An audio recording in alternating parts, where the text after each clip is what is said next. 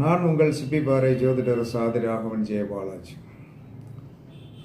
ஒரு ஜாதகத்தில் 6ஆம் இடம் என்று சொல்லக்கூடிய கட்டத்தில் எந்த கிரகமும் இல்லை என்று சொன்னால் நீங்கள் செய்ய வேண்டிய என்ன செய்யணும்? தாய்மாமனை விட்டு விலகி இருக்கணும்.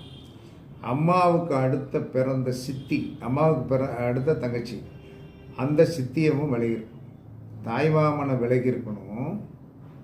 சித்தியை என்ன சொன்னா, அம்மாவுடைய நேர் அடுத்த தங்கச்சி விலகி இருக்கணும்.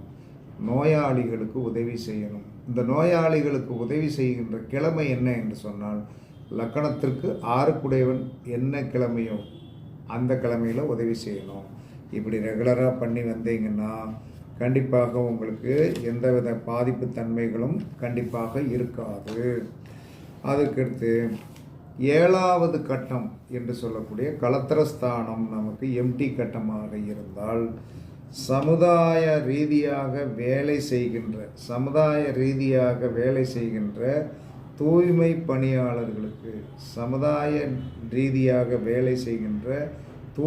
பணியாளர்களுக்கு, நீங்கள் உதவி கண்டிப்பாக பண்ணணும். சுடுகாட்டில் வேலை பார்க்குற வெட்டியானுக்கு என்ன சொன்னா உதவி செய்யணும். சுடுகாட்டில் வேலை பார்க்குற வெட்டியானுக்கு உதவி செய்யணும். உங்களுடைய 8ஆம் இடம் எம்டி கட்டமாக இருந்தால் தாத்தா சொத்தை வாங்காது. ஏன்னா 5ஆம் இடத்திற்கு 4ஆம் இடம் தான் 8ஆம் இடம். அப்போ தாத்தா சொத்தை வாங்கினால் அதில் பிரச்சனை வரும். கழிப்பறை சுத்தம் செய்பவருக்கு உதவி செய்யுங்க. ஊனமுற்றோருக்கு உதவி செய்யுங்க. கண்டிப்பாக நல்லா இருப்பீங்க.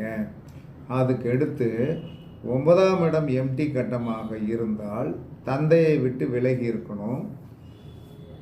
தர்மம் செய்யணும். ஆனால் கோவிலுக்கு போகக்கூடாது. அடிக்கடி கோவிலுக்கு போகக்கூடாது. ஏன்னா 9ஆம் இடத்துல கட்டத்தில் கிரகம் இல்லை. அப்போ கோயிலுக்கு போனீங்கன்னா அங்கே ஒரு சாட்டிஸ்ஃபேக்ஷன் இருக்காது. அப்படி போனோம்னாலும் அப்படி வெளியே இருந்தது சொன்னா ஹலோ ஐயா அப்படின்னு கொண்டு ஒரு கும்பிட போட்டுட்டு மூவிங் ஆகி போயிடணும். இதை நடைமுறைப்படுத்துங்க. 10ஆம் பாவம் எம்டி கட்டமாக இருந்தால் மாமியாரை விட்டு விலகி சேர்ந்துருக்கும். மாமியார் வீட்டுக்கு போகக்கூடாது. மாமியார் வீட்டோடு சேர்ந்துருக்கக்கூடாது. கர்ம காரியம் செய்பவருக்கு உதவி செய்யணும். மூட்டு வலி பாதிப்பு உள்ளவர்களுக்கு உதவி செய்யணும். மாமியார்கிட்ட ரொம்ப டச் வச்சுக்கிடக்கூடாது. 10ஆம் பாவம் எம்டியாக இருந்ததுன்னா பிரச்சனை ஆகி போயிடும். மாமியார் வீட்டுக்கு அடிக்கடி போய் உட்காந்து சாப்பிட்டோம்னா பிரச்சனை வந்துடும். இதெல்லாம் உண்மையா என்று சொன்னால் 100% எல்லாம் உண்மைதான். அனுபவிச்சுட்டு தான் பேசுகிறேன். நீங்களும் பரீட்சித்து பாருங்கள். வெற்றி பெறுங்கள்.